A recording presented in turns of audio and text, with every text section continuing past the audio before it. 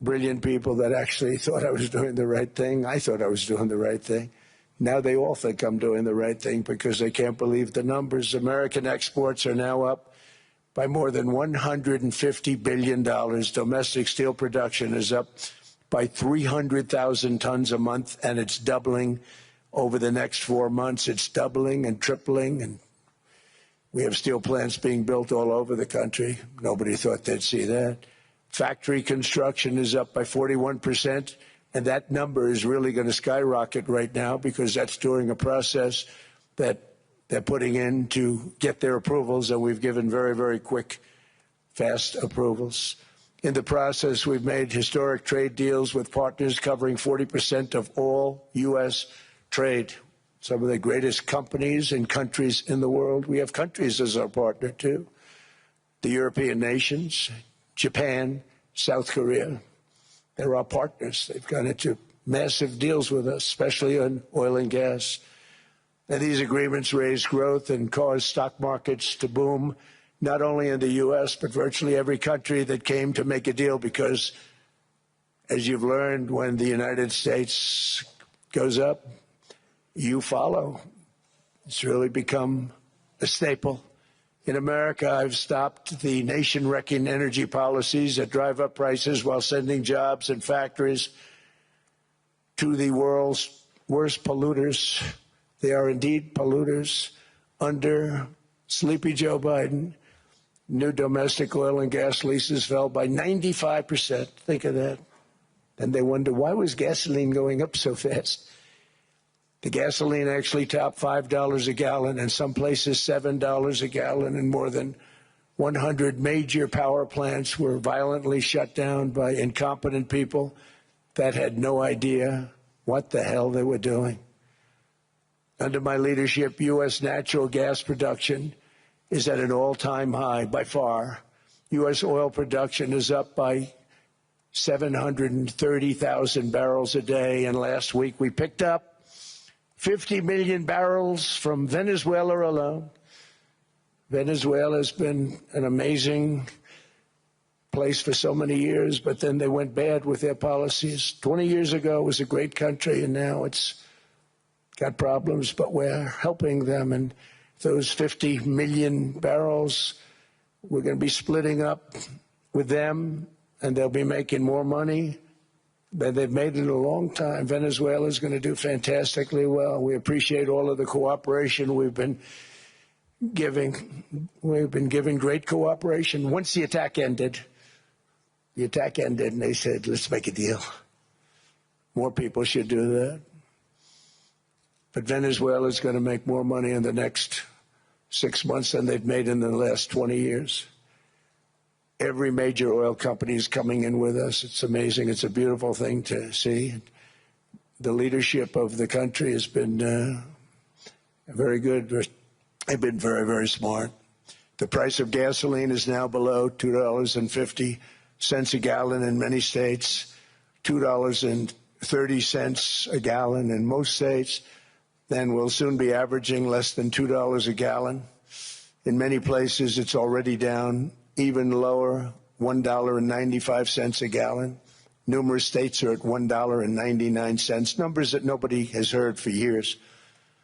Actually, since my last administration, we got it down to around those numbers. I've signed an order directing an approval of many new nuclear reactors. We're going heavy into nuclear. I was not a big fan because I didn't like the risk, the danger. But they have the progress they've made with nuclear is unbelievable, and the safety progress they've made is incredible. We're very much into the world of nuclear energy, and we can have it now at good prices and very, very safe. And we're leading the world in AI by a lot. We're leading China by a lot. I think President Xi respects what we've done, in part because I've allowed these big companies building these massive buildings to build their own electric capacity. They're building their own power plants, which, when added up, is more than any country anywhere in the world is doing. I read recently an article in the Wall Street Journal that China's creating so much energy, and they are. I got to hand it to them. But we're creating as much or more, and we're letting them do that. I'm very proud of it. It was my idea. I said, you can't create this much energy. We needed more than double the energy currently in the country just to take care of the AI plants. And I said, we can't do that. We have an old grid system. And I came up with the idea, you know, you people are brilliant. You have a lot of money. Let's see what you can do. You can build your own electric generating plants. And they looked at me. They didn't believe me. All of the names that are, I think, in the room right now, if you want to know the truth, they didn't believe it. And I said, no, you can't. They came back 2 weeks and they didn't have the plant. They said, we thought you were kidding. I said, no, not only am I not kidding, you're going to have your approvals within 2 weeks. I always say nuclear will take 3 weeks. But most aren't going that. They're going oil and gas. They're even going coal in some cases. Because of my landslide election victory, the United States avoided the catastrophic energy collapse which befell every European nation that pursued the Green New Scam, perhaps the greatest hoax in history. The Green New Scam, windmills all over the place, destroy your land, destroy your land. Every time that goes around, you lose $1,000. You're supposed to make money with energy, not lose money. Here in Europe, we've seen the fate that the radical left tried to impose on America. They tried very hard. Germany now generates 22% less electricity than it did in 2017. And it's not the current chancellor's fault. He's solving the problem. He's going to do a great job. But what they did before he got there, I guess that's why he got there. And electricity prices are 64% higher. The United Kingdom produces just 1/3 of the total energy from all sources that it did in 1999. Think of that, 1/3. And they're sitting on top of the North Sea, one of the greatest reserves anywhere in the world, but they don't use it. And that's one reason why their energy has reached catastrophically low levels with equally high prices. High prices, very low levels. Think of that, 1/3. And you're sitting on top of the North Sea, and they like to say, well, you know, that's depleted. It's not depleted. It's got 500 years. They haven't even found the oil. The North Sea is incredible. They don't let anybody drill. Environmentally, they don't let them drill. They make it impossible for the oil companies to go. They take 92% of the revenues. So the oil companies say, we can't do it. They came to see me. Is there anything you can do? I want Europe to do great. I want UK to do great. Sitting on one of the greatest energy sources in the world, and they don't use it. In fact, their electricity prices have soared 139%. There are windmills all over Europe. There are windmills all over the place, and they are losers. One thing I've noticed is that the more windmills a country has, the more money that country loses and the worse that country is doing. China makes almost all of the windmills, and yet I haven't been able to find any wind farms in China. Did you ever think of that? It's a good way of looking at it. They're smart. China is very smart. They make them, they sell them for a fortune. They sell them to the stupid people that buy them, but they don't use them themselves. They put up a couple of big wind farms, but they don't use them. They just put them up to show people what they could look like. They don't spin. They don't do anything. They use a thing called coal, mostly. But China goes with the coal. They go with oil and gas. They're starting to look at nuclear a little bit. And they're doing just fine. They make a fortune selling the windmills, though, and I think really that's one that they wouldn't be surprised if it stopped. They are shocked that it continues to go. They're very friendly with me. They're shocked that people continue to buy those damn things. They killed the birds. They ruin your landscapes. Other than that, I think they're fabulous, by the way. Stupid people buy them. The consequences of such destructive policies have been stark, including lower economic growth, lower standards of living, lower birth rates, more socially disruptive migration, more vulnerability to hostile foreign adversaries, and much, much smaller militaries. The United States cares greatly about the people of Europe. We really do. I mean, look, I am derived from Europe, Scotland and Germany. 100% Scotland, my mother, 100% German, my father. And we believe deeply in the bonds we share with Europe as a civilization. I want to see it do great. That's why issues like energy, trade, immigration, and economic growth must be central concerns to anyone who wants to see a strong and united West, because Europe and those countries have to do their thing. They have to get out of the culture that they've created over the last 10 years. It's horrible what they're doing to themselves. They're destroying themselves. It's beautiful, beautiful places. We want strong allies, not seriously weakened ones. We want Europe to be strong. Ultimately, these are matters of national security, and perhaps no current issue makes the situation more clear than what's currently going on with Greenland. Would you like me to say a few words of Greenland? I was going to leave it out of the speech, but I think I would have been reviewed very negatively. I have tremendous respect for both the people of Greenland and the people of Denmark, tremendous respect. But every NATO ally has an obligation to be able to defend their own territory.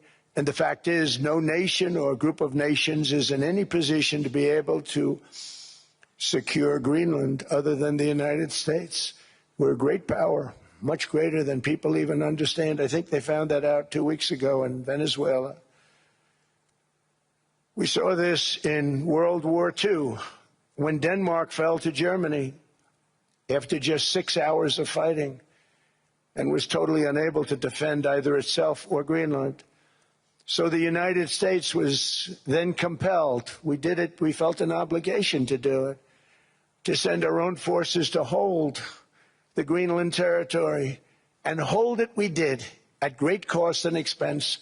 They didn't have a chance of getting on it, and they tried. Denmark knows that. We literally set up bases on Greenland for Denmark. We fought for Denmark. We weren't fighting for anyone else. We were fighting to save it for Denmark. Big, beautiful piece of ice. It's hard to call it land. It's a big piece of ice. But we saved Greenland and successfully prevented our enemies from gaining a foothold in our hemisphere. So we did it for ourselves also. And then after the war, which we won it big. Without us, right now you'd all be speaking German and a little Japanese, perhaps. After the war, we gave Greenland back to Denmark. How stupid were we to do that? But we did it. But we gave it back. But how ungrateful are they now? So now our country and the world face much greater risks than it did ever before because of missiles, because of nuclear, because of weapons of warfare that I can't even talk about. 2 weeks ago, they saw weapons that nobody ever heard of. They weren't able to fire one shot at us. They said, what happened? Everything was discombobulated. They said, we've got them in our sights. Press the trigger, and nothing happened. No anti-aircraft missiles went up. There was one that went up about 30 feet and crashed down right next to the people that sent it. They said, what the hell is going on? Those defensive systems were made by Russia and by China. So they're going to go back to the drawing boards, I guess. Greenland is a vast, almost entirely uninhabited and undeveloped territory. It's sitting undefended in a key strategic location between the United States, Russia, and China. That's exactly where it is, right smack in the middle. Wasn't important nearly when we gave it back. You know, when we gave it back, it wasn't the same as it is now. It's not important for any other reason, you know, everyone talks about the minerals. There's so many places. There's no rare earth, no such thing as rare earth. There's rare processing, but there's so much rare earth. And to get to this rare earth, you got to go through hundreds of feet of ice. That's not the reason we need it. We need it for strategic national security and international security. This enormous unsecured island is actually part of North America, on the northern frontier of the Western Hemisphere. That's our territory. It is therefore a core national security interest of the United States of America. And in fact, it's been our policy for hundreds of years to prevent outside threats from entering our hemisphere, and we've done it very successfully. We've never been stronger than we are now. That's why American presidents have sought to purchase Greenland for nearly 2 centuries. You know, for 2 centuries they've been trying to do it. They should have kept it after World War II, but they had a different president. That's all right. People think differently. Much more necessary now than it was at that time, however. In 2019, Denmark said that they would spend over $200 million to strengthen Greenland's defenses. But as you know, they spent less than 1% of that amount. 1%. There's no sign of Denmark there. And I say that with great respect for Denmark, whose people I love, whose leaders are very good. It's the United States alone that can protect this giant mass of land, this giant piece of ice, develop it and improve it and make it so that it's good for Europe and safe for Europe and good for us. And that's the reason I'm seeking immediate negotiations to once again discuss the acquisition of Greenland by the United States, just as we have acquired many other territories throughout our history, as many of the European nations have. They've acquired. There's nothing wrong with it.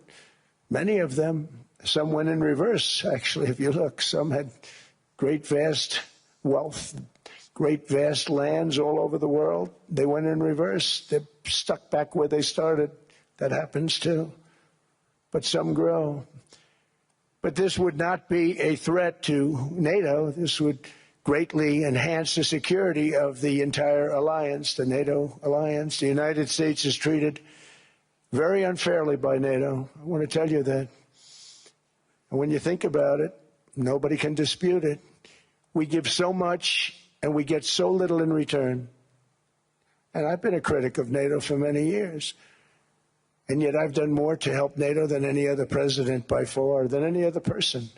You wouldn't have NATO if I didn't get involved in my first term. The war with Ukraine is an example. We are thousands of miles away, separated by a giant ocean. It's a war that should have never started, and it wouldn't have started if the 2020 U.S. presidential election weren't rigged. It was a rigged election. Everybody now knows that. They found out. People will soon be prosecuted for what they did. It's probably breaking news, but it should be. It was a rigged election. You can't have rigged elections. You need strong borders, strong elections, and ideally a good press. I always say it. Strong borders, strong elections, free, fair elections, and a fair media. The media is terrible. It's very crooked. It's very biased, terrible. But someday it'll straighten out because it's losing all credibility. Think of it. When I went in a landslide, a giant landslide, won all 7 swing states, won the popular vote, won everything, and I only get negative press. That means that it has no credibility. And if they're going to get credibility, they're going to have to be fair. So you need a fair press. But you also need those other elements.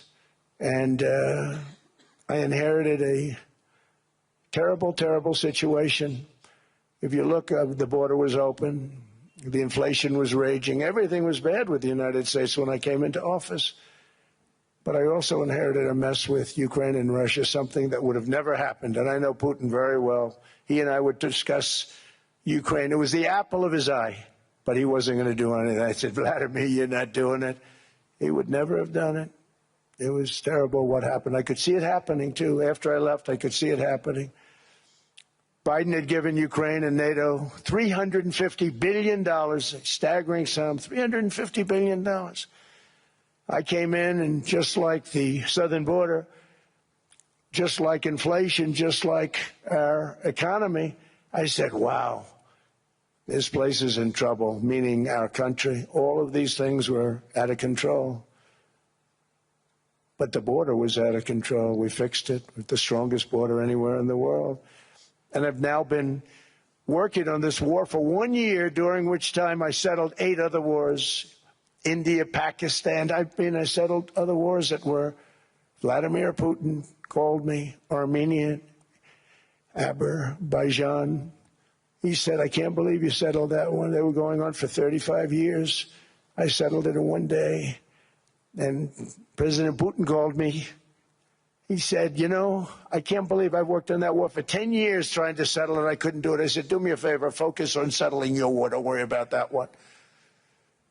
What does the United States get out of all of this work, all of this money, other than death, destruction, and massive amounts of cash going to people who don't appreciate what we do? They don't appreciate what we do. I'm talking about NATO. I'm talking about Europe.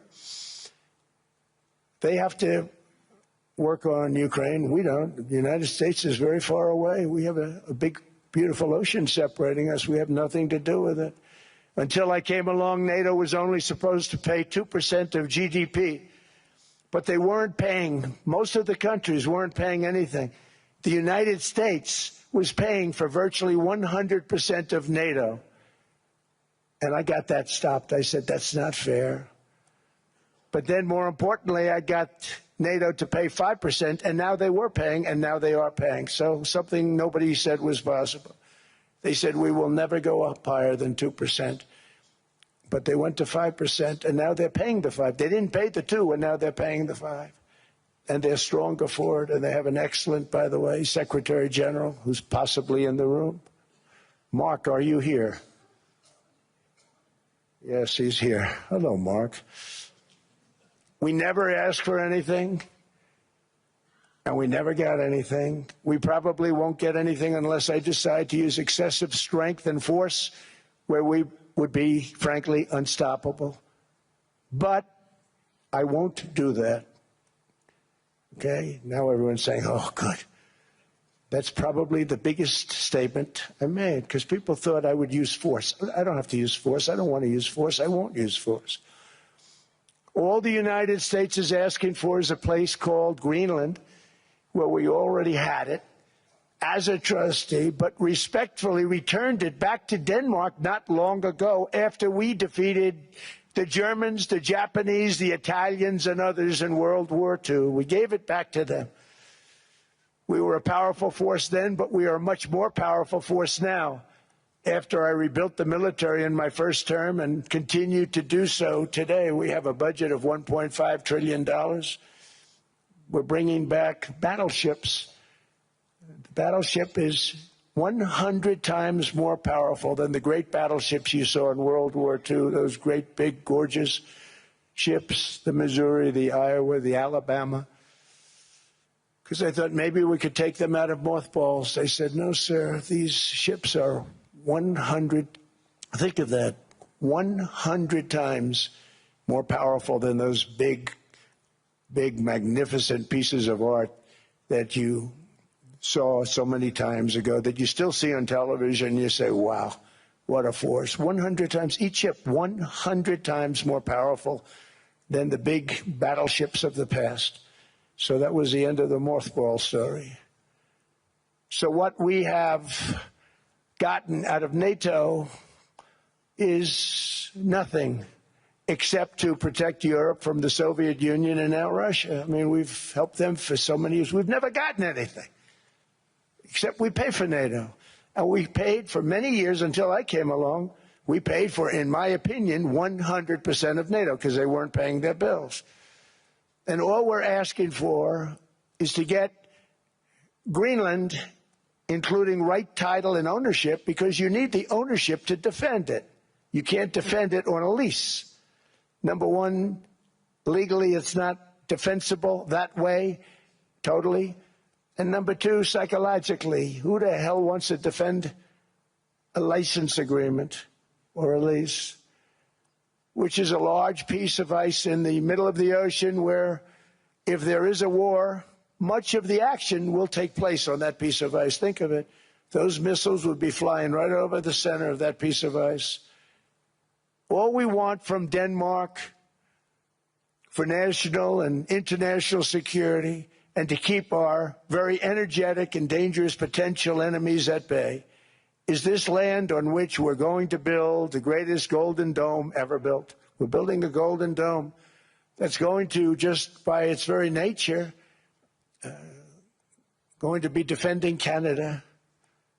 Canada gets a lot of freebies from us, by the way. They should be grateful also, but they're not. I watched your Prime Minister yesterday. He wasn't so grateful. But they should be grateful to us. Canada lives because of the United States. Remember that, Mark, the next time you make your statements. What we did for Israel was amazing, but that's nothing compared to what we have planned for the United States, Canada, and the rest of the world. We are going to build a dome like no other. We did it for Israel. And by the way, I told Bibi, stop taking credit for the dome. That's our technology. That's our stuff. But they had a lot of courage, and they were good fighters, and they did a good job, and we wiped out the Iran nuclear threat like nobody can believe. Nobody's ever seen anything like it.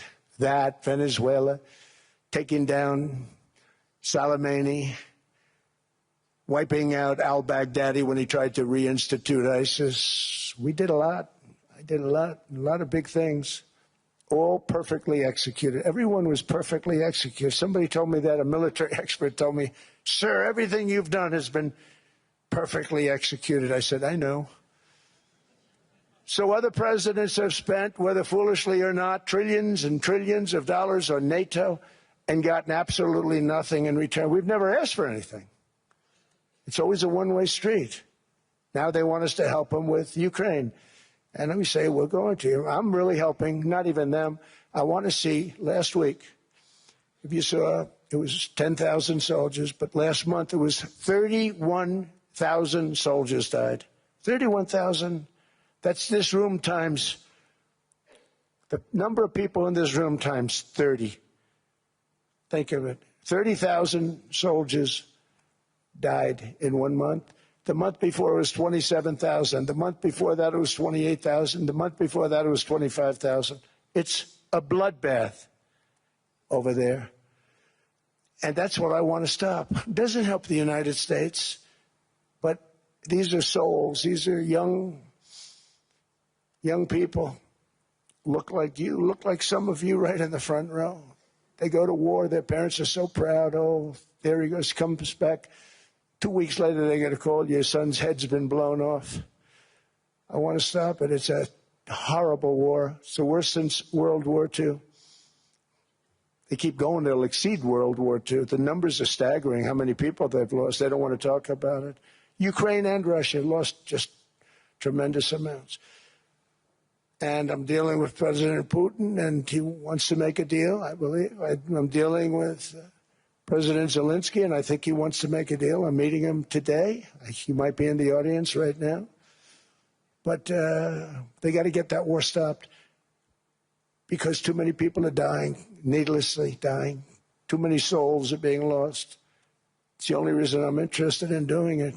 But in doing it, I'm helping Europe, I'm helping NATO, and I've until the last few days when I told them about Iceland, they loved me. They called me daddy, right, last time.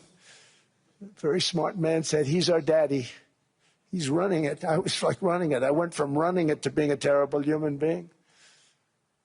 But now what I'm asking for is a piece of ice, cold and poorly located, that can play a vital role in world peace and world protection. It's a very small ask compared to what we have given them for many, many decades. But the problem with NATO is that we'll be there for them 100%. But I'm not sure that they'd be there for us if we gave them the call. Gentlemen, we are being attacked. We're under attack by such and such a nation. I know them all very well. I'm not sure that they'd be there. I know we'd be there for them. I don't know that they'd be there for us. So with all of the money we expend, with all of the blood, sweat, and tears, I don't know that they'd be there for us. They're not there for us on Iceland, that I can tell you. I mean, our stock market took the first dip yesterday because of Iceland. So Iceland's already cost us a lot of money. But that dip is peanuts compared to what it's gone up. And we have an unbelievable future in that stock. That stock market is going to be doubled. We're going to hit 50,000, and that stock market's going to double in a relatively short period of time because of everything that's happening. But this is a good example. After giving NATO and European nations trillions and trillions of dollars in defense, they buy our weapons. We make the greatest weapons in the world, but now we're going to make them faster, much faster. You saw that. I put a cap on the salaries. Then I put no buybacks, no stock buybacks, no various other things that they were doing. I mean, they were making $50 million, but it would take them 3 years to give you a Patriot missile. I said, that's not good. My chauffeur can do a better job than that, and he makes slightly less than 50. They make big salaries. If they're going to make those big salaries, they're going to have to produce a lot faster. The good news is we have the greatest equipment in the world. Now we're going to start making it a lot faster. They're going to build additional plants. And all of the money that goes into stock buybacks is going to go into building plants. We're not allowing stock buybacks by defense companies any longer. They're going to build new plants to make Tomahawks, Patriots. We have the best equipment, F-35s. F-47, the new one just coming out. They say it's the most devastating plane, fighter jet ever. Who knows? They called it 47. If I don't like it, I'm going to take the 47 off it. I wonder why they called it 47. We'll have to think about that. But if I don't like it, I'm going to take that 47 off. But it's supposed to be the Stage 6. It's supposed to be the first Stage 6 plane, undetectable, like our B-2 bombers were undetectable. They flew right over Iran. They were undetectable. And they did their job, and they got the hell out of there. So we want a piece of ice for world protection, and they won't give it. We've never asked for anything else, and we could have kept that piece of land, and we didn't. So they have a choice. You can say yes, and we will be very appreciative, or you can say no, and we will remember. A strong and secure America means a strong NATO, and that's one reason why I'm working every day to ensure our military is very powerful, our borders are very strong, and above all, our economy is strong because national security requires economic security and economic prosperity, and we have the greatest that we've ever had. Biden and his allies destroyed our economy and gave us perhaps the worst inflation in American history. They say 48 years, I say forever, but I think 48 years is the equivalent to forever. Whether it's 48 years or ever, it's terrible, costing the typical family $33,000. What they did to this country should never, ever be forgotten. It's early. But he has to be rated as the worst president we've ever had by far. The auto pen did much of the damage. The auto pen, he was the auto pen president, because I don't believe a sane president would have ever signed the kind of things that he signed. But now grocery prices, energy prices, airfares, mortgage rates, rent, and car payments are all coming down, and they're coming down fast. We inherited a mess, but we've done a hell of a job in 12 months. Under my most favored nation policy for drug prices, the cost of prescription drugs is coming down by up to 90%, depending on the way you calculate. You could also say 5, 6, 7, 800%. There are two ways of figuring that. But we have a favored nations policy that every president wanted, no president was able to get. I got it, and other nations approved it. And I had to use tariffs in order to get it because they said, no way. In other words, a pill that costs 10% in London costs $130. Think it costs $10 in London, costs $130 in New York or in Los Angeles. And I'd say, boy, that's bad. Friends of mine would say, you know, we go to London, you can buy the stuff for nothing. We go all over the world, we can buy it for nothing. Because basically America was subsidizing every nation in the world because presidents allowed them to get away with it. It became very tough. So when I called up Emmanuel Macron, I watched him yesterday with those beautiful sunglasses. What the hell happened? But I watched him sort of be tough. But he was at $10 for a pill. And I said, Emmanuel, and I have all the big pharmaceutical companies are in total agreement. It wasn't easy, by the way. They're tough, smart. They've been getting away with the scam for a long time. But they gave it up. But they said, you'll never get the countries to approve it. I said, why is that? Because they won't. They always said, we're not paying any more. Get the rest for the United States. So over the years, they stayed the same. We just went up, up, up. And I mean, we would pay 13, 14, 15 times more than certain countries would. So I said, no, they'll approve it 100%. Sir, you'll never get them to approve it. I said, I guarantee you. But I actually sided with Emmanuel, who probably is in the room too. And I like him. I actually like him. Hard to believe, isn't it? And I said, Emmanuel, you're going to have to lift the price of that pill to $20, maybe $30. Think of that. That means it's a doubling of prescription drugs. Might be a tripling, might be a quadrupling. It's not easy. No, no, no, Donald, I will not do that. I said, yes, you will, 100%. He said, no, no, no. You're asking me to double. I said, Emmanuel, you've been taking advantage of the United States for 30 years with prescription drugs. You really should do it, and you will do it. I have no doubt. In fact, I am 100% sure you're going to. No, no, no, I will not do it. Because, yes, in all fairness to him, he has to double or triple. Because the world being a bigger place than the United States, it's not that you meet in the middle. You just have to go up some, and we come down a lot. They go up a little, we come down a lot. So we're at $130, they're at 10. So they may have to go to 20 or 30. No more than that. I said, Emmanuel, you're going to be doubling or tripling? No, no, no. I said, here's the story, Emmanuel. The answer is you're going to do it. You're going to do it fast. And if you don't, I'm putting a 25% tariff on everything that you sell into the United States and a 100% tariff on your wines and champagnes. And that's about 10 times more than what I'm requesting. And you're going to do it. I don't want to go public with it, but you may make me do that. No, no, Donald, I will do it. I will do it. It took me, on average, 3 minutes a country, saying the same thing. You will do it. They all said, no, no, no, I will not do it. You're asking me to double the cost of prescription. I said, that's right, because you've been screwing us for 30 years. And they said, we will not do it. I said, that's all right. On Monday morning, we're putting a 25, 30, 50. I gave different numbers for different countries. This is also national security we're talking about. Not fair. We're not going to subsidize the whole world. And every one of those countries have agreed to do it. So one of the biggest things that I've done is the fact that we have now most favored nation. We will pay whatever the lowest price is in the entire world. So our drug prices are going to be coming down by staggering 90%. Again, you could say 1,000%, 2,000%. Depends on the way you want to figure it, but we'll go with the way the fake news likes it better because it sounds, can you imagine a 90% reduction sounds much worse.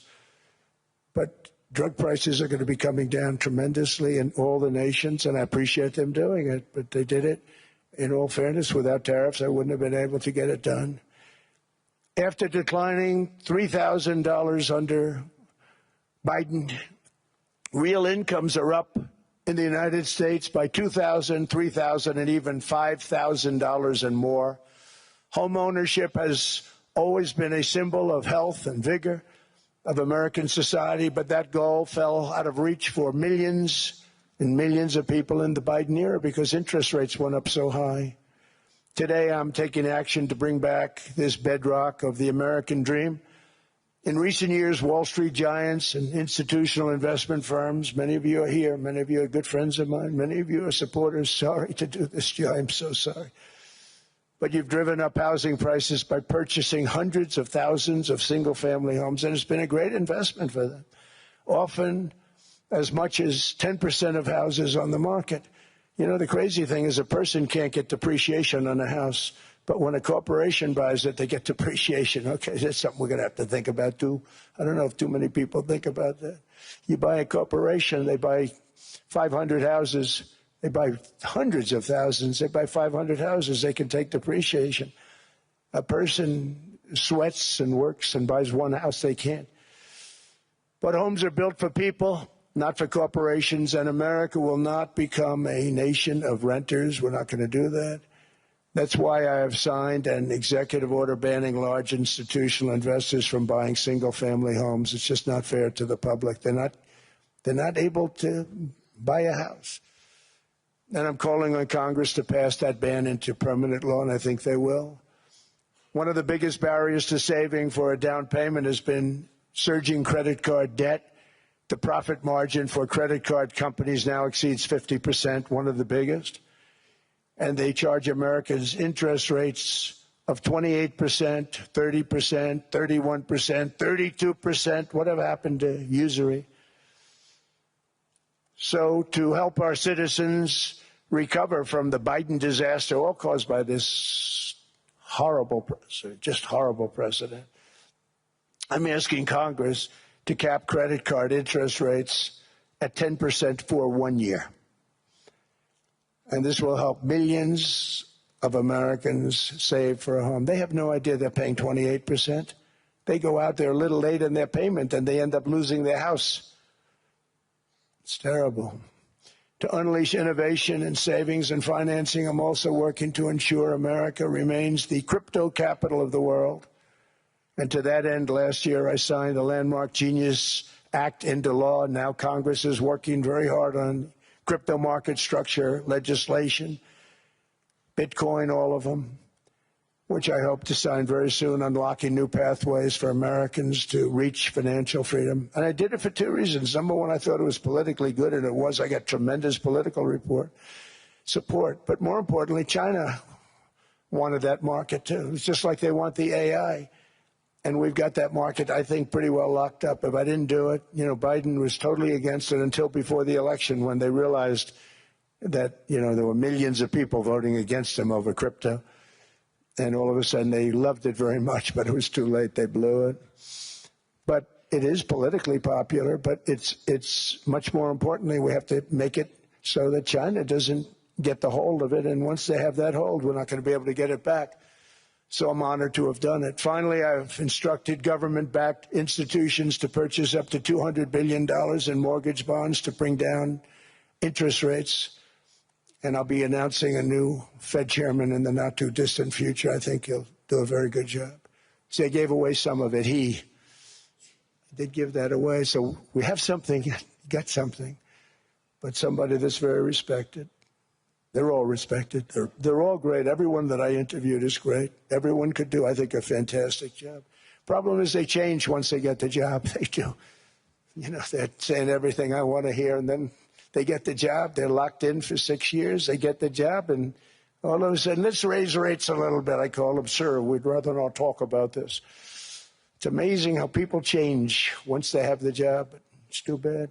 Sort of disloyalty, but they got to do what they think is right. We have a terrible chairman right now, Jerome, too late Powell. He's always too late.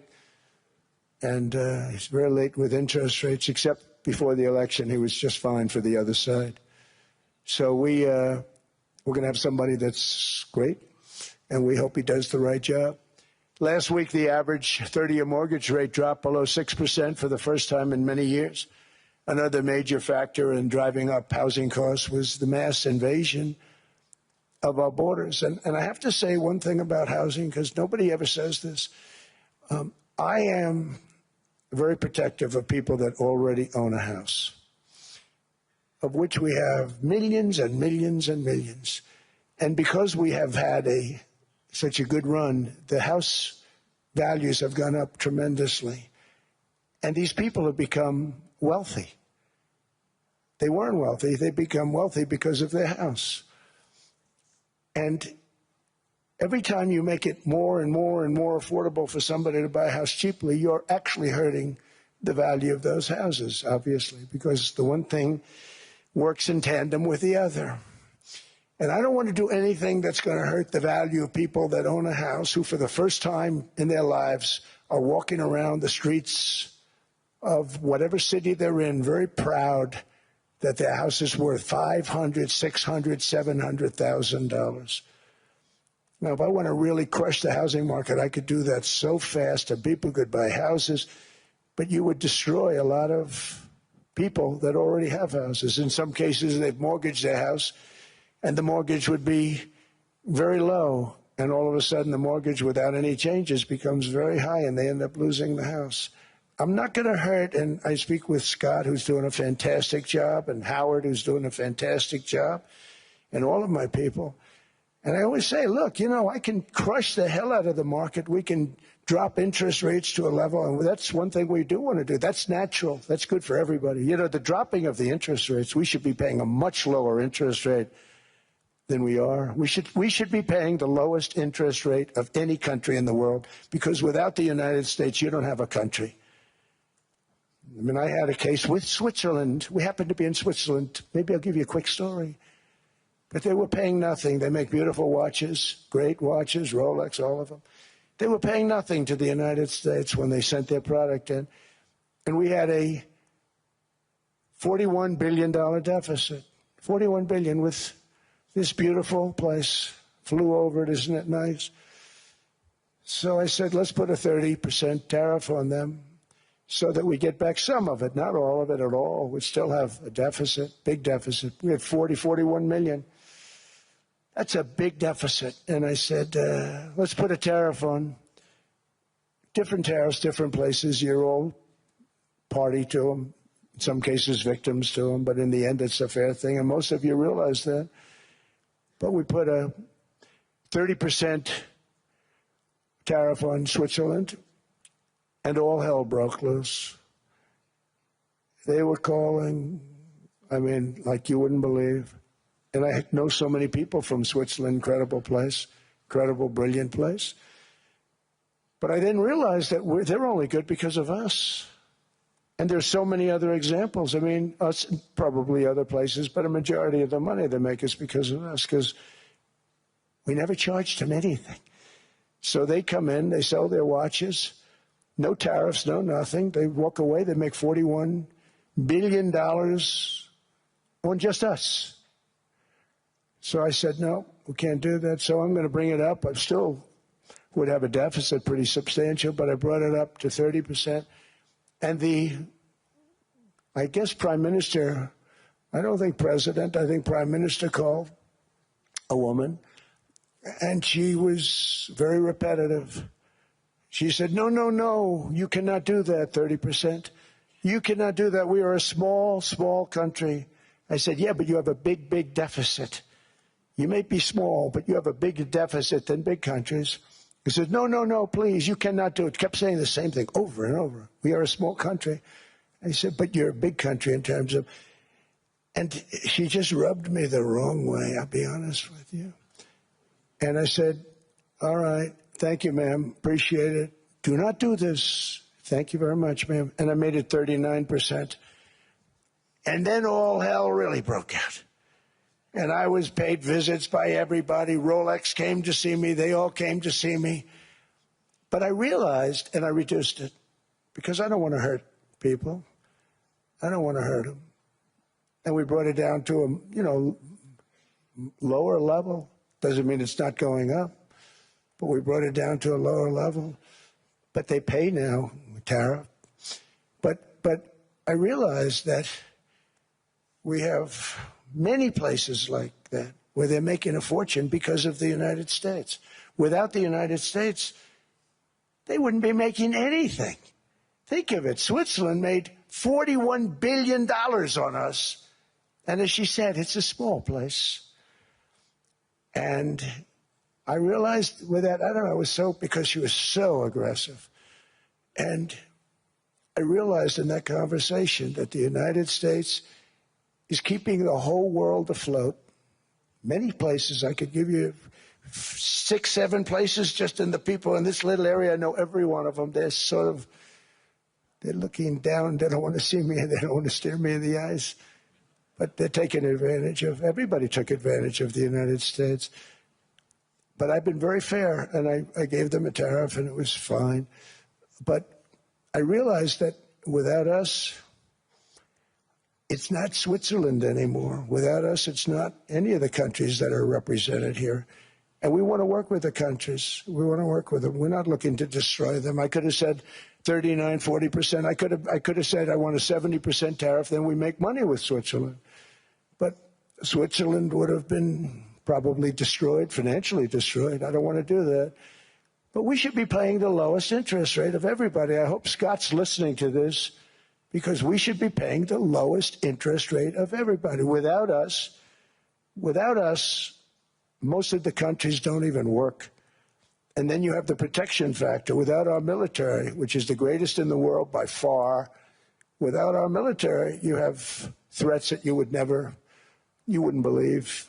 You wouldn't believe. You don't have threats because of us, and that's because of NATO. One other thing, and I have to say it so importantly, in the old days, and I used to say I'm the youngest in the room. Now I'm among the older. I hate to say it. I don't feel old, but I'm among the older. But I remember not long ago, 20, 25 years ago, when good news came out about, let's say, the United States. The United States had a great quarter. The United States had a great month. All the stocks went up. And that's the way it's supposed to be. Now when they say the United States had a record quarter, it's unbelievable how well it's doing, all the stocks crash because they say, oh no, inflation, they're going to raise interest rates. And they do. Some of these stupid people like Powell, they raise interest rates. And what they do is they stop you from being successful. It used to be when we had a great quarter, a great month, great earnings, great anything, any good news, the stock market went up. That's the way it's going to be. We got to do that again because that's the way it should be. Now when we have a great month, they want to kill it. Like we did over 5%. People were surprised. We should do 20%. We could do 25%. When we announce good numbers, and the reason is they're so petrified of inflation. And growth doesn't mean inflation. We've had tremendous growth with very low inflation. In fact, growth can fight inflation, proper growth.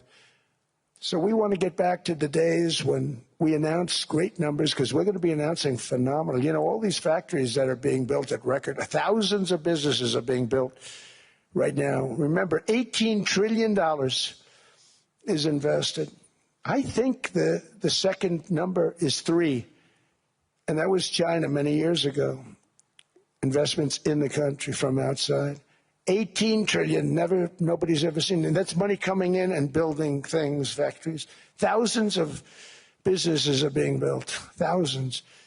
Hundreds of big factories, car plants are moving back to the United States. They're coming in from Canada. They're coming in from Mexico, from Japan. Japan's coming in and building plants here in order to avoid tariffs. They're coming in from China. They're coming in from all over the world. We have more plants being built now, car plants, than we've ever had built, even in the heyday from the 1940s and 50s. And they're bigger. They don't use renovations anymore where they take an old plant, they rip it down, they build a brand new plant, super modern plant. But it's happening at levels that nobody's ever seen. In 2024, the U.S. built less than 2 million new homes, but Biden admitted more than 8 million new migrants. And those days are over. In 2025, for the first time in 50 years, the United States had reverse migration. Boy, that was nice.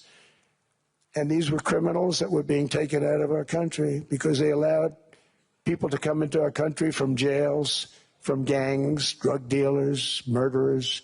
11,888 murderers. We've gotten most of them out. And then ICE gets beat up by stupid people from leadership in Minnesota. We actually are helping Minnesota so much, but they don't appreciate it. Most places do. You know, Washington, D.C. is the safest place now in the United States. It was a very dangerous place to walk, and now you can walk with your wife, your kids, right through the middle of the city. Right now, Washington, D.C. is as safe as it gets. It was one of the most unsafe, I had to admit. We sent in the military, the National Guard.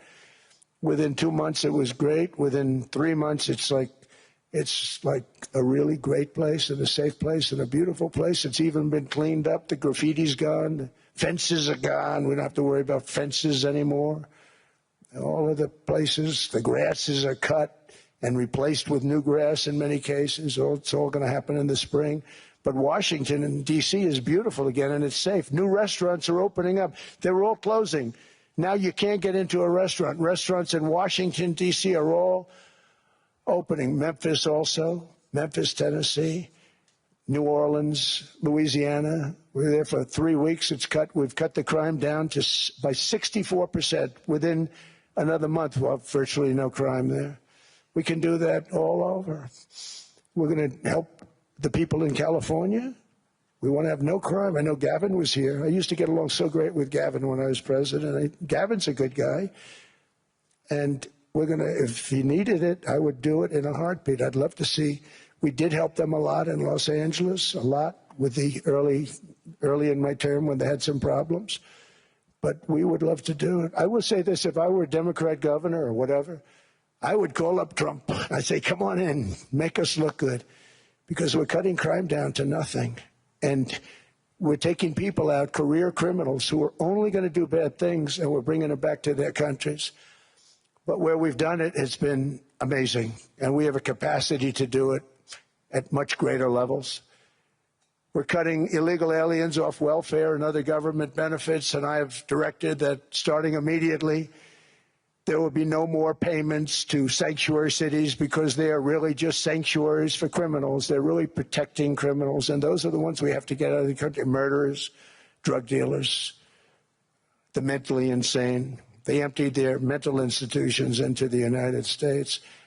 And despite that, we have the lowest crime numbers that we've ever had in the history of the country. Just came out. But equally importantly, we're cracking down on more than $19 billion in fraud that was stolen by Somalian bandits. Can you believe that Somalia? They turned out to be higher IQ than we thought. I always say these are low IQ people. How did they go into Minnesota and steal all that money?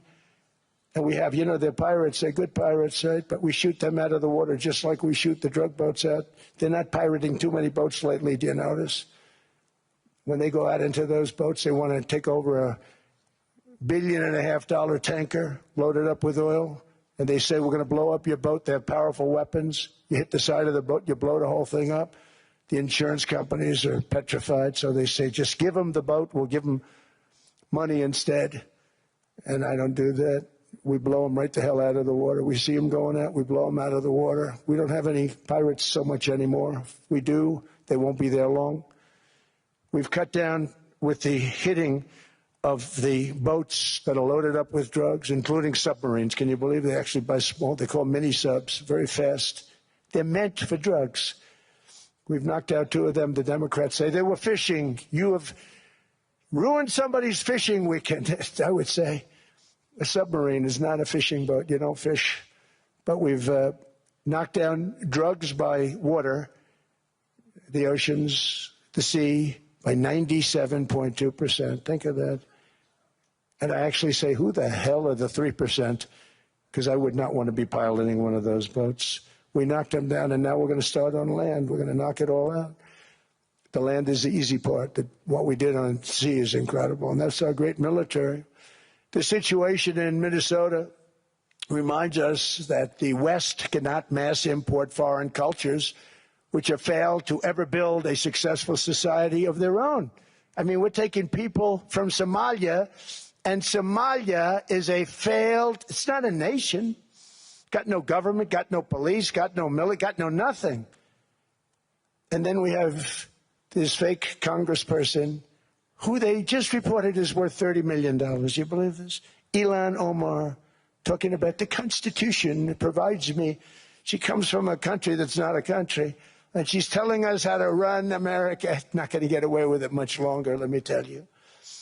The explosion of prosperity and conclusion and progress that built the West did not come from our tax codes. It ultimately came from our very special culture. This is the precious inheritance that America and Europe have in common. We share it. We share it, but we have to keep it strong. We have to become stronger, more successful, and more prosperous than ever. We have to defend that culture and rediscover the spirit that lifted the West from the depths of the Dark Ages to the pinnacle of human achievement. We live in an incredible, changing period. It's an unbelievable time, but we have to take advantage of the time that we're in. In our hands are technologies that our ancestors could scarcely have. I mean, they couldn't have even dreamt some of the things that we see today. And so rapidly they're produced. I mean, AI, 2 years ago, nobody ever heard of the term, and now everybody's talking about it. And it can have some very good purpose. It could also have some dangerous purpose, and for that we have to watch out. But some tremendous things are happening because of it. And we're leading by so much. We're doing so well. But opportunities that are bigger and grander than ever before in human history are right before us. It is the pioneers in this room. Many of you in this room are true pioneers. You're truly brilliant people. Just your ability to get a ticket is brilliant because you have about 50 people for every seat. I don't know what. That's Larry. Everything Larry touches turns to gold. He made this very successful. But you're in this room, and some of you are the greatest leaders anywhere in the world. You're the greatest brains anywhere in the world. And the future is unlimited, and to a large part because of you, and we have to protect you, and we have to cherish you. I always say we have to cherish our brilliant people because there aren't many of them. So together with confidence, boldness, and persistence, let us lift up our people, grow our economies, defend our shared destiny, and build a future for our citizens that is more ambitious, more exciting, more inspiring, and greater than the world has ever seen. We're in a position to do things that nobody else has ever even thought of before. And many of the people in this room are the ones that are doing it, and I want to congratulate you, and I'm with you all the way. You can do things that nobody else can even think about. So I congratulate you on your tremendous success. And the United States is back, bigger, stronger, better than ever before. And I'll see you around. Thank you all very much. Thank you very much.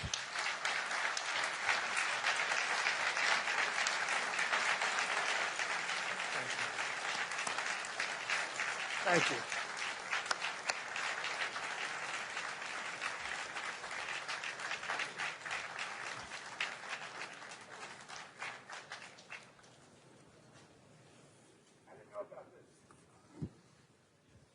This was supposed to be a nice fire chat, Mr. President. Yes, good. I got set up now. I did, though. You made the job for the moderator really easy. Thank you, Mr. President, for your speech. I do have a few follow-up questions, if it's okay. Sure.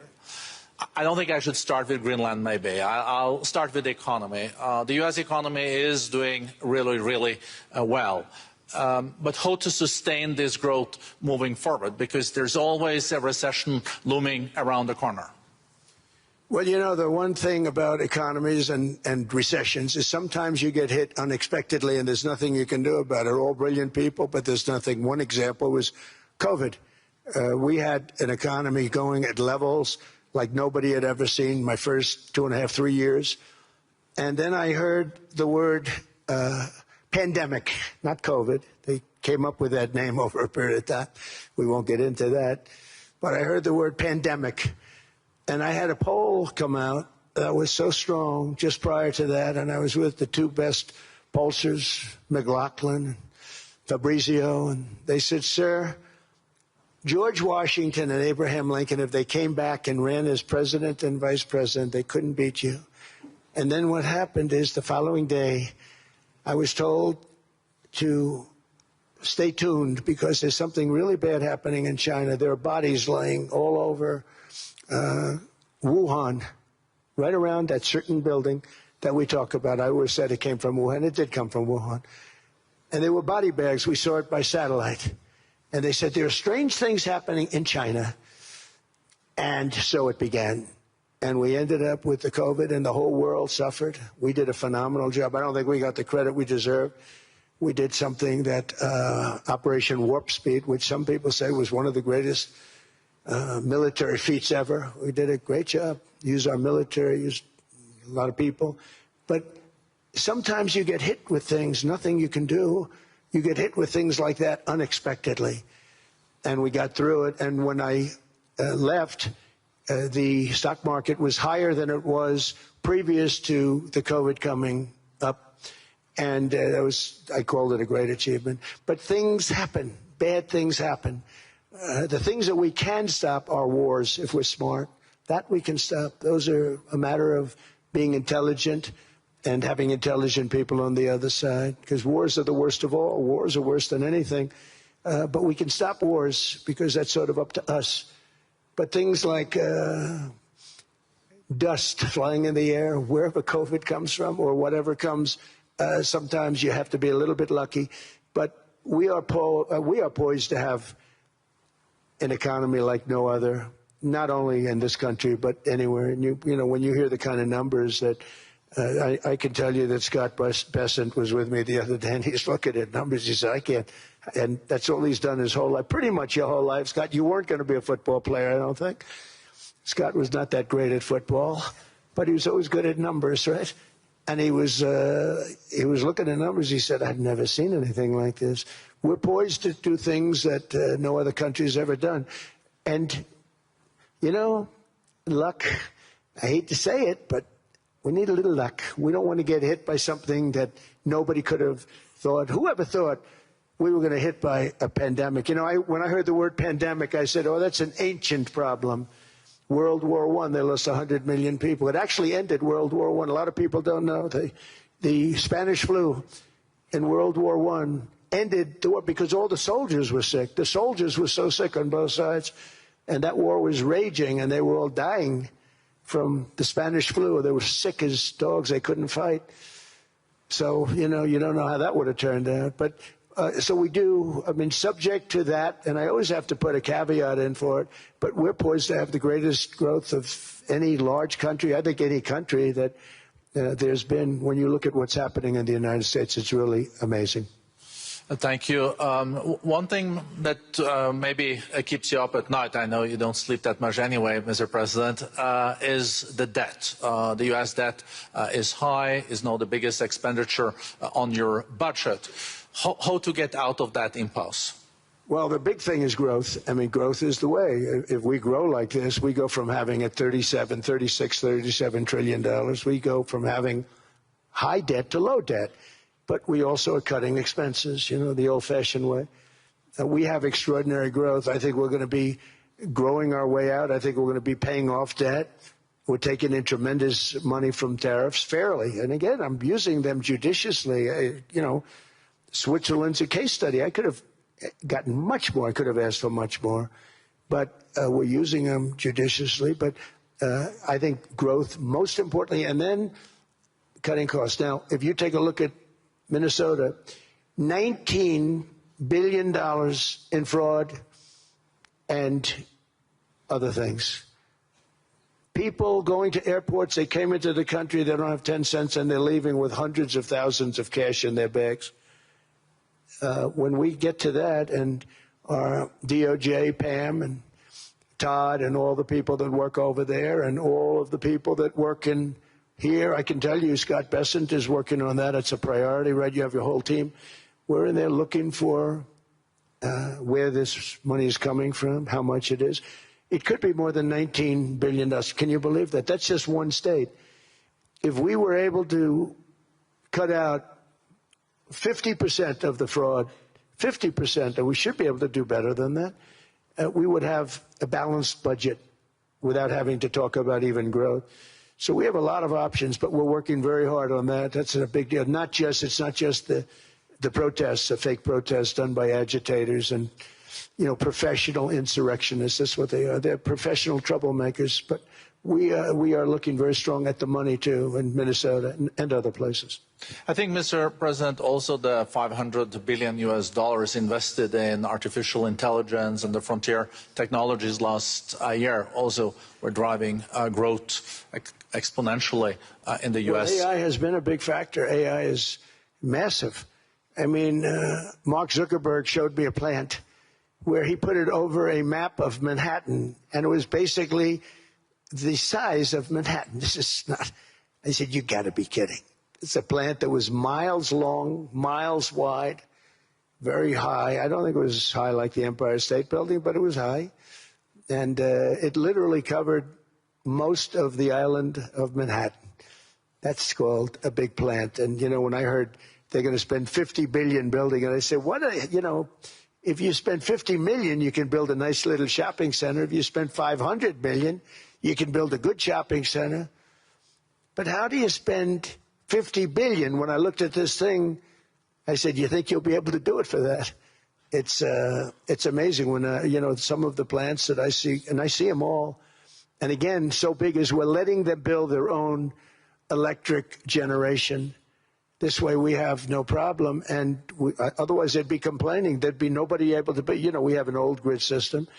And not only that, they're going to sell at a very cheap price the excess electricity that they create back into our grid. So that'll solve some problems for certain states that don't have enough electricity. We also know that on the AI, there is fierce competition between the U.S. as the largest economy in the world, 27% of the global GDP and 5% of the global population, not doing that badly, and China. And we know that that competition is very tough on AI. I know you're heading to a state visit to China in April. How do you see the U.S.-China relationship moving forward? Are you able to combine this tough competition with also collaboration? So I've always had a very good relationship with President Xi and with President Putin. Talk about, you know, the larger powers. But I've always had a very good relationship with President Xi of China. He's an incredible man. What he's done is amazing. He's highly respected by everybody. And I do now. I mean, now I have good. It was very severely interrupted by COVID. I used to call it the China virus, but he said, do you think you could use a different name?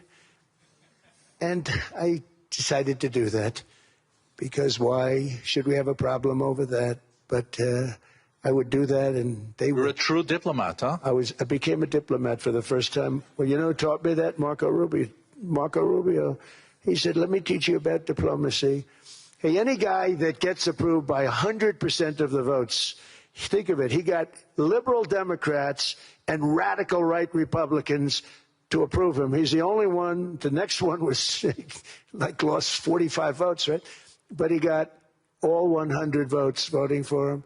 And at first I wasn't happy about it. I said, wait a minute, I don't like that. And now it turns out that the Democrats probably wish they didn't do that.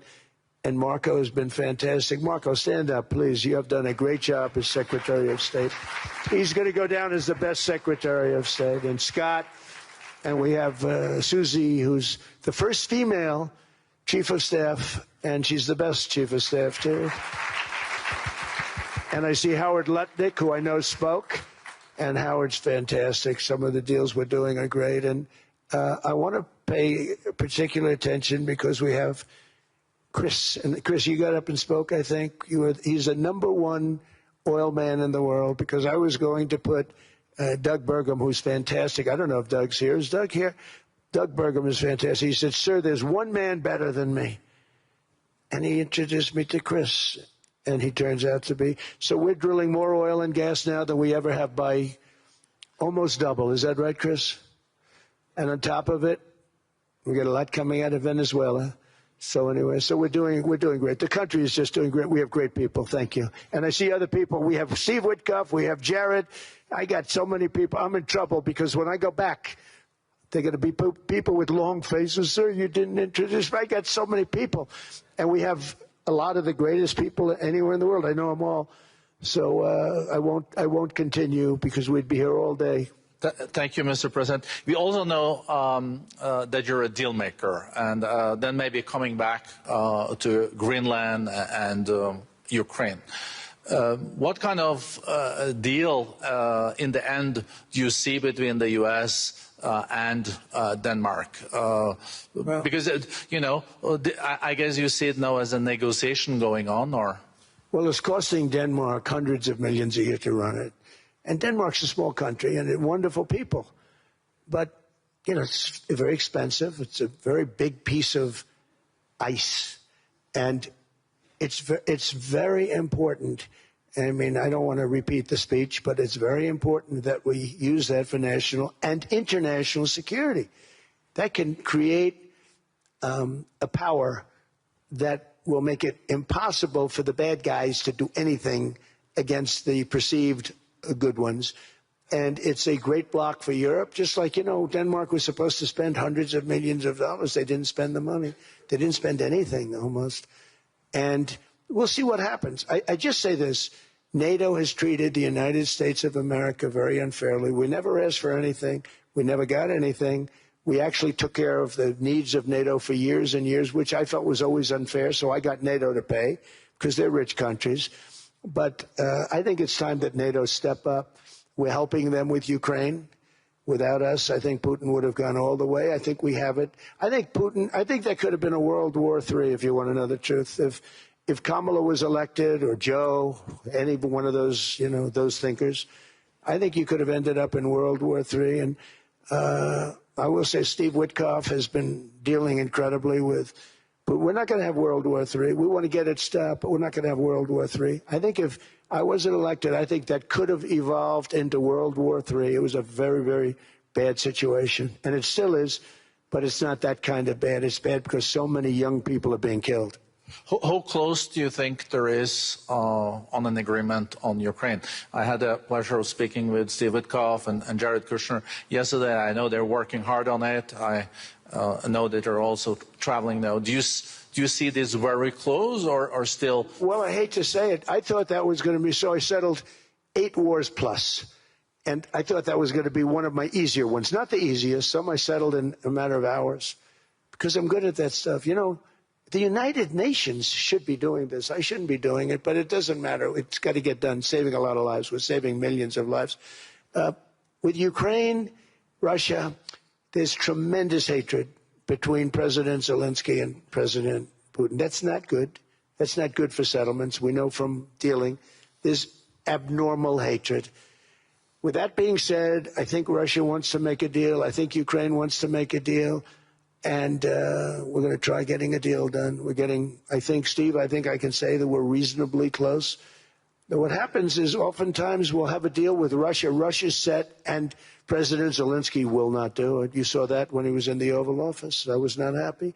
And then we'll have President Zelensky who wants to make a deal, and Putin doesn't want to make the deal. It's a very difficult balance, and it's big time, and it is. You know, to use a word, it's a bloodbath. It's horrible what's happening. It's a drone war. The drones are killing, you know, thousands of people a week, thousands. We have to get it stopped. So I believe they're at a point now. I'm going to meet with President Zelensky later today. I believe they're at a point now where they can come together and get a deal done. And if they don't, they're stupid. That goes for both of them. And I know they're not stupid. But if they don't get this done, they are stupid.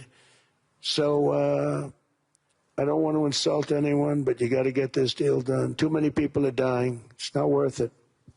President Sisi is sitting on the first row here. He spoke earlier today and also complimented you on the Gaza deal. I think there will be a signing tomorrow. Of course, there are different views on this, but how important do you think this signing is on the Board of Peace? And do you think this is going to sustain? Do you think we now will see Gaza reconstructed and the billions of US dollars invested? I do. I mean, I think we have peace in the Middle East. There are some little situations like Hamas, and Hamas has agreed to give up their weapons. Now, you know, they were born with a weapon in their hand, so it's not easy to do. When they were born with a rifle in their hand. It's not an easy thing for them, but that's what they agreed to. They've got to do it.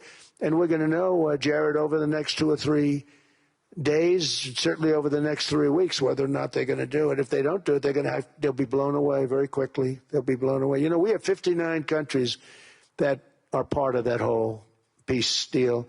And some of those countries aren't even they're near the Middle East, but they're not in the Middle East traditionally. And they want to come in and take out Hamas.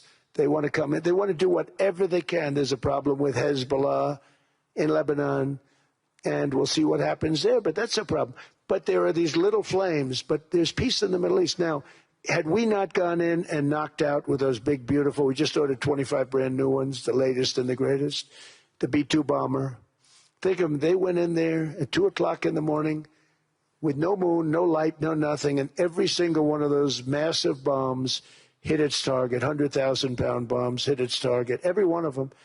And then on top of it, from a submarine 300 miles away, we hit the sites with tomahawks, which is an unbelievable weapon. So, you know, we did our job. If we didn't do that, you would have never had peace in the Middle East. And the countries like Saudi Arabia, UAE, and Qatar could never have, and others could never have signed anything because you would have had this dark cloud, and the dark cloud was Iran with nuclear. Iran would, if we didn't take them out, they would have had a nuclear weapon within 2 months. They were very close to having the nuclear weapon, and we hit them hard. And it was a total obliteration. If they may try again, but they're going to have to try from a different area because that area was obliterated. Incredible thing we did. And because we did that, we were able to make peace. If we didn't do that, I would say, Jared and Steve, if we didn't do that, there was no chance of making peace because the countries I just named and other countries could have never signed off. They were afraid. They were afraid. We had a bully. The bully was Iran, the bully of the Middle East. They used to call it for years. They were the bully of the Middle East. They're not the bully of the Middle East anymore. Mr. President, I know you even had to change a plane last night, so I guess you didn't have much sleep, but I think you're... But your energy is still there. I know you have several bilateral meetings. I know you're also hosting a reception. So thank you so much for coming back to Davos. Thank you so much. It's highly appreciated. Well, thank you very much. Thank you, everybody, very much. Thank you.